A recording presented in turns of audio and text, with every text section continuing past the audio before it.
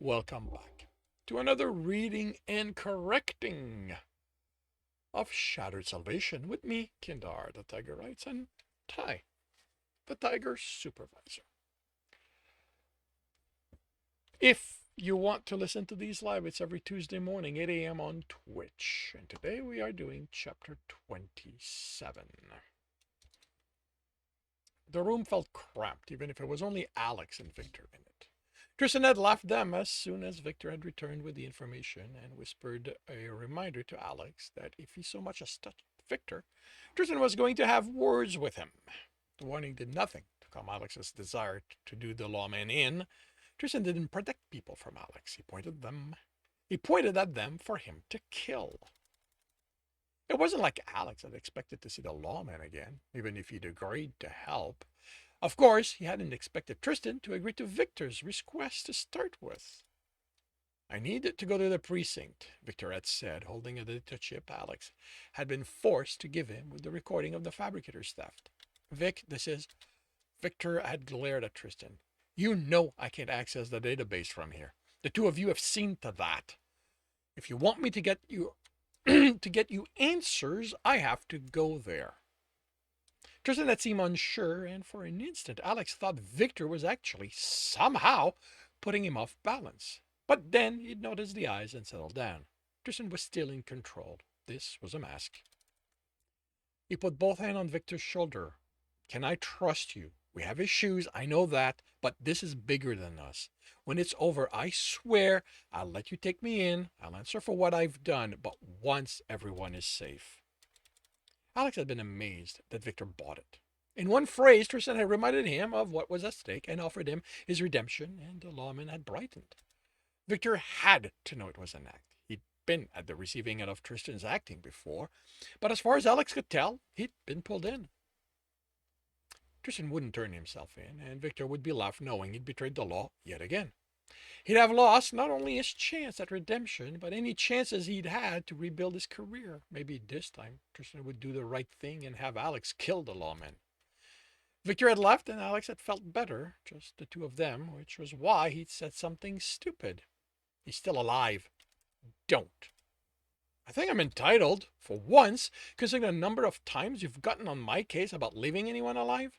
There's no way you can convince me you didn't know he wasn't going to come back and bite you in the ass. Alex paused and smiled. Well, more like he'd want you to bite him in the ass. It didn't matter, Alex. That's all. No, I didn't matter. I was a cubicle jockey, a corporate lackey. He's law. You can't tell me he didn't matter. That guy worked out an extensive list of your hideouts. He never acted on it. Oh, like you knew he was going to give up. He stepped up to Tristan. Since you don't want to admit it, I'm going to tell you why you let him live. There's actually a heart somewhere under that neutron exterior of yours. He made to tap the Cimmerian chest, and his hand was slapped away hard enough the pain shut up his arm. Do not presume to know me, Alex. I haven't given you that right. I had my reason to let him live, and they are none of your concern.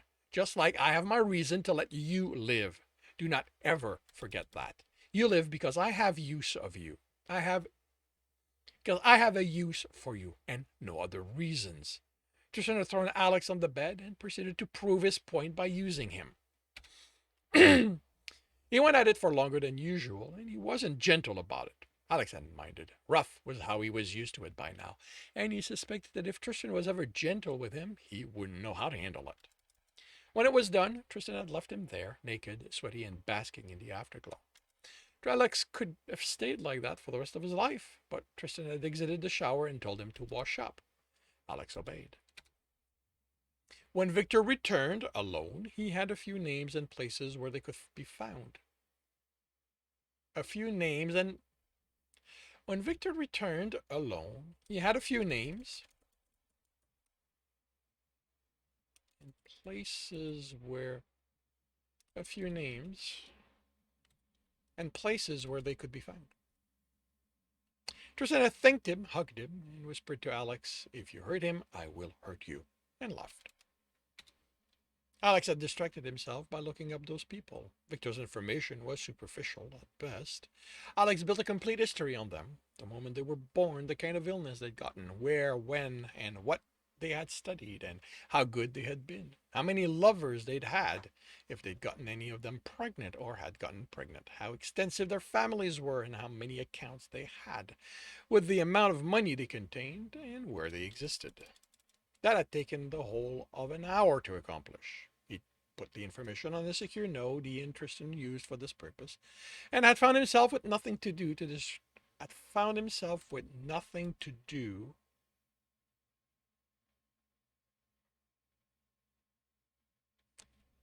Okay, I do a lot of repeating that. And Tristan used, and had found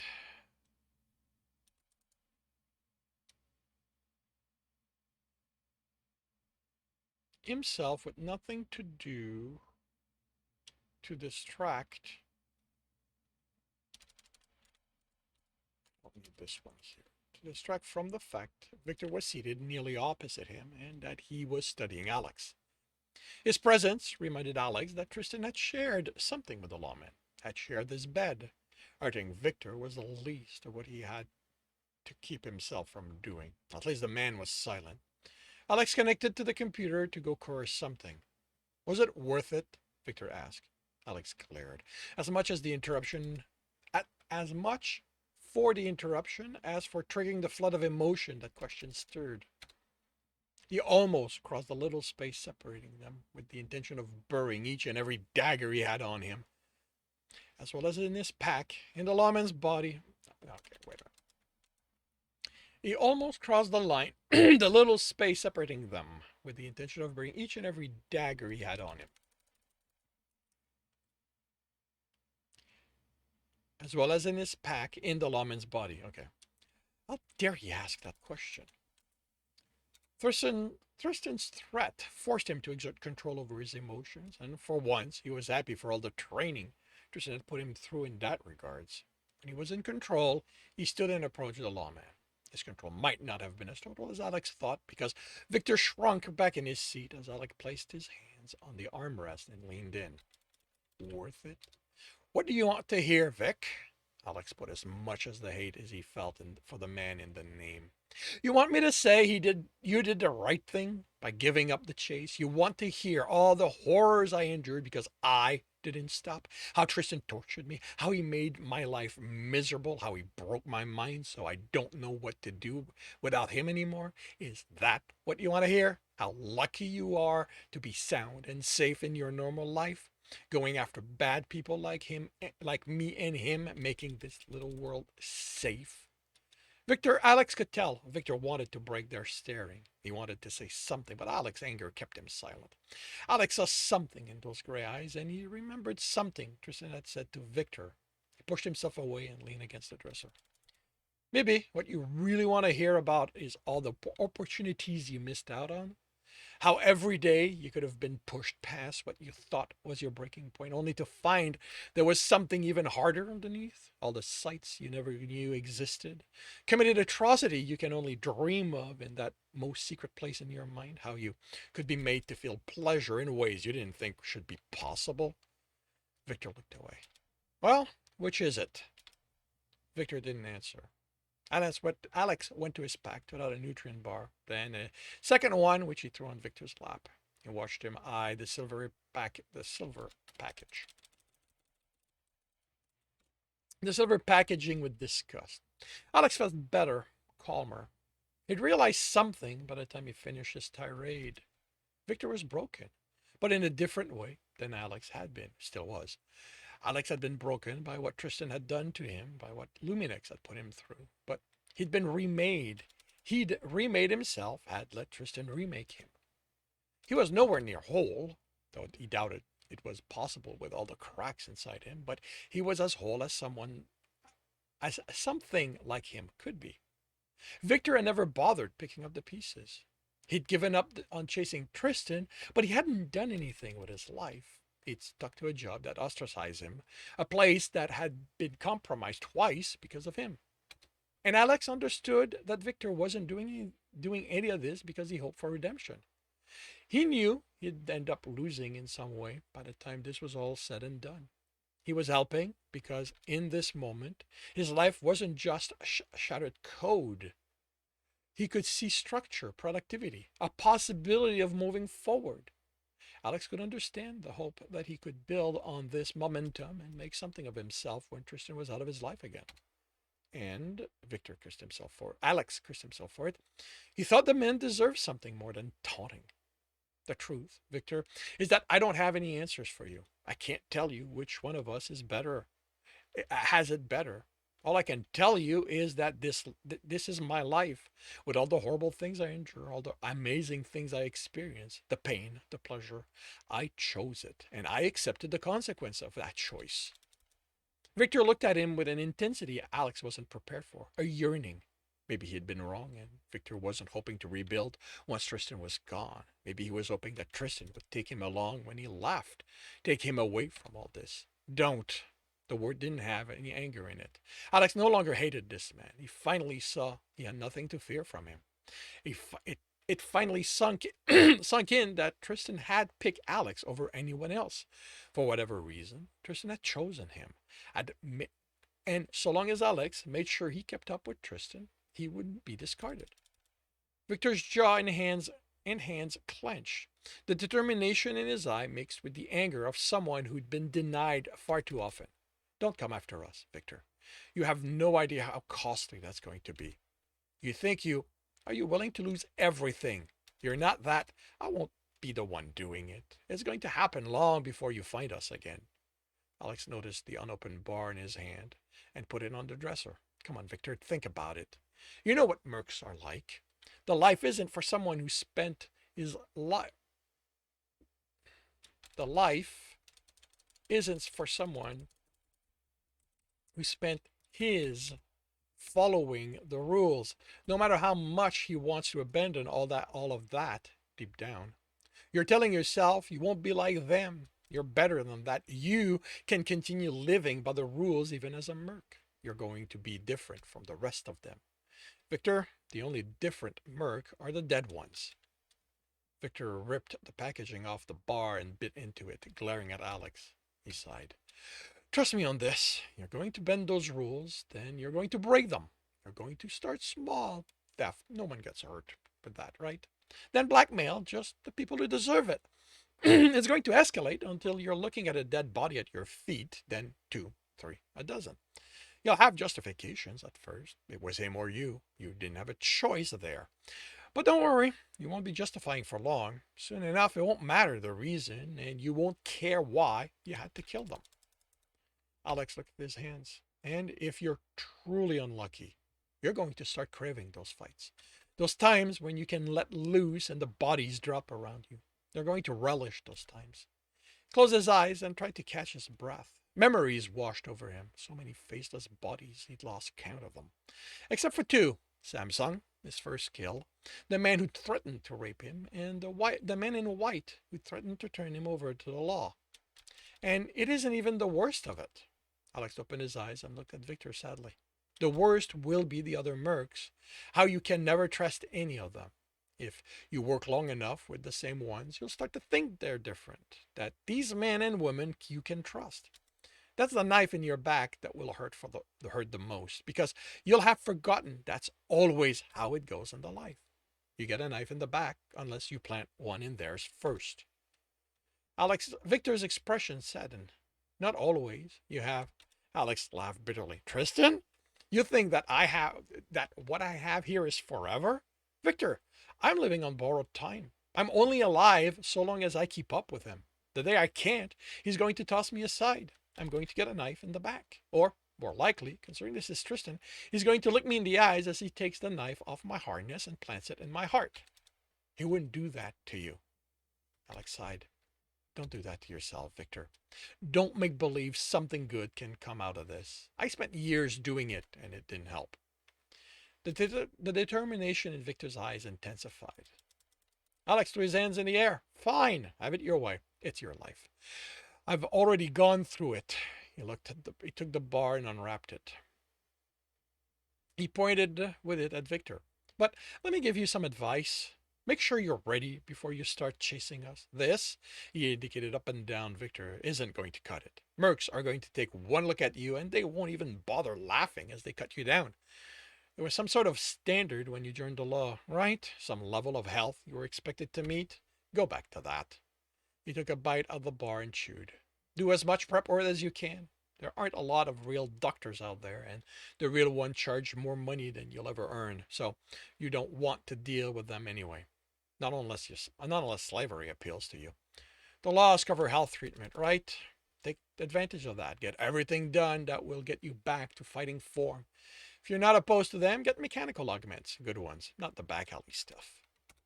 Took another bite, and Victor joined him, this time not bothering hiding how much he hated them. You're going to need every advantage you can get. I'd say learn to coerce, but that's not for everyone. So try to find a coercionist you can trust. Pay them well. Don't give them a reason to betray you.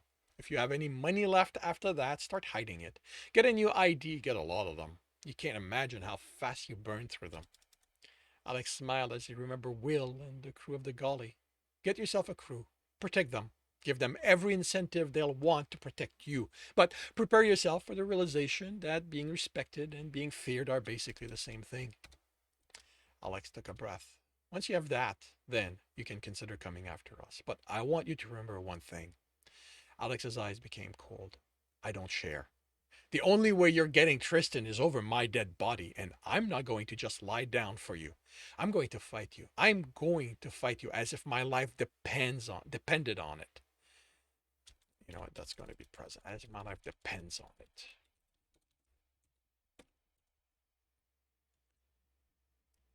I'm going to fight you as if my life depends on it. What we're sharing right now isn't going to make me go easy on you. You come after us and I will kill you, Victor. I went through too much to just give him up. Alex didn't find out what Victor had for a reply. The door opened and Alex took out a knife. Tristan entered. He looked at one man to the other. He looked from one man to the other as he closed the door. I found them. Pack up. Alex nodded and put the already packed bags by the door. Victor's pad buzzed and he looked at it. He turned to show them the wreckage of some ship. Text scrolled by. Either of you know anything about this? Alex shook his head as he took out the DNA dissolver spray from this pack. Someone tried to break into my ship, Tristan replied, crossing to the shower room. So they blew it up? It blew itself up. No one gets in my ship when it's locked. You set your ship to self-destruct? Victor replied in dismay. In a busy port? Tristan walked by him, took his pack, and exited the room.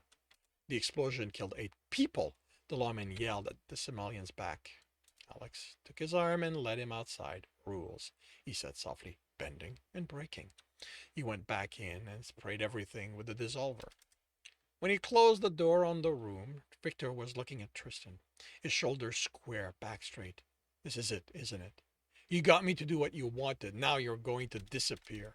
I won't hear anything from you other than to hear about whatever massacre you're involved in next. He sighed at Tristan's silence. Is it at least true, the thing about the universe being in danger, or is it all just about getting back at someone who pissed you off? Alex snorted. Like you can trust anything, he says. Alex, Tristan warned. I wasn't talking to you, Victor snapped. Alex smiled in spite of himself as he stepped around the lawman. There was something likable about him when he showed it he had a spine. Killing him was going to be a pity. You have no reason to trust me, but yes, it's true. I wouldn't put myself through this inconvenience for anything less. Alex watched Victor over the open trunk as he searched Tristan's face. He finally shrugged and nodded. Can I ask you something else? About a job you did. The Orwell Academy. It has all the hallmark of your work, the number of dead, most of them dying by blade. The building blew up, but none of the students were harmed. I know it's you, but this can't be about erasing evidence. The kidnapping isn't even linked to you, just some random Somalian. So why? Tristan seemed to think about it. Revenge. He handed his pack to Alex and got in the hover. Victor looked at him, confused as he closed the trunk. Looked at it in confusion.